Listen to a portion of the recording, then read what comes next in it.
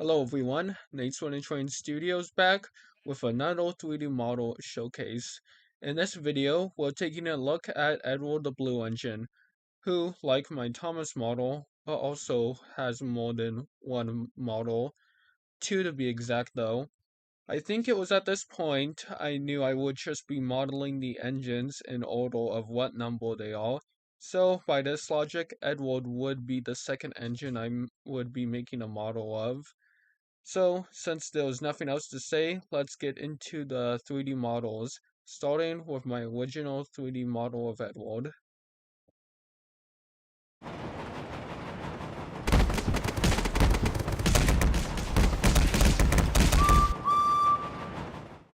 So, like last time, I opened up Paint 3D, and before I start talking about the building process, I should probably explain something I didn't explain in my Thomas video. As you can see here, there was a big white canvas beside the 3D model, but I didn't want that there anymore because that would have carried on to the saved file, so I got rid of it by just resizing it to a small size. Of course, it actually doesn't make it go away.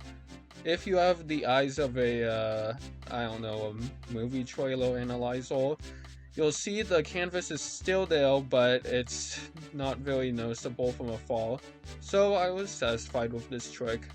Now, onto the actual Edward model. This is what I had so far at first. I had part of the chassis done, part of the cab done, and most of the boiler done. His funnel was pretty much finished though. Then I added his dome along with a cab roof. Next I added the yellow cab windows. Now I started adding his tendon, his core. Then I changed the color to make it a lighter blue. If you've seen my Thomas video of his 3D model, you already know why. Soon everything else was finished, so lastly I added his face and how do I put it into words? He looks like he had some bad core. So I wanted to fix that by adding those cartoony white dots since CGI Edward does have that. And with that, my at first Edward model was done. And well, I think my first attempt at Thomas looked better than this. This Edward model reminds me of that one wooden railway prototype of Salty, but I just decided to stick with it anyways.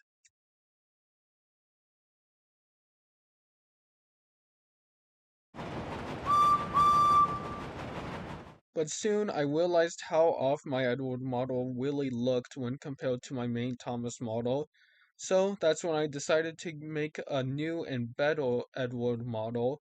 So I believe my first mistake with the old Edward model was not having something to size compare or measure it to.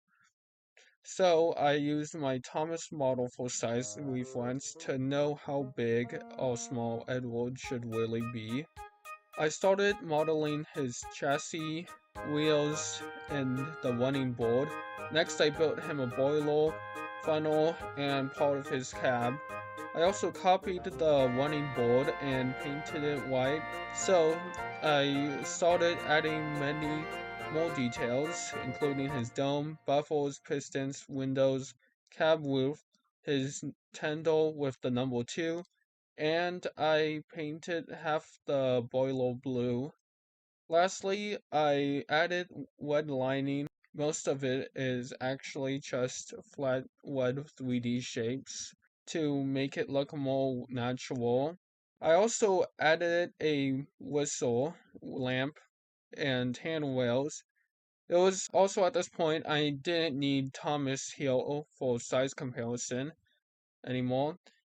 The only thing that was missing was Edward's face, and this time I didn't draw over it after copying and pasting it onto the model.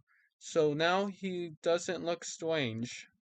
Anyways, now he was completed, and as you can see here, he is an improvement from the last Edward model visually. He might even be a step up from Thomas's final model since I got a better hold of controlling the 3D camera this time. But at least I didn't make Thomas too long, so my original Edward model is still the worst one I made.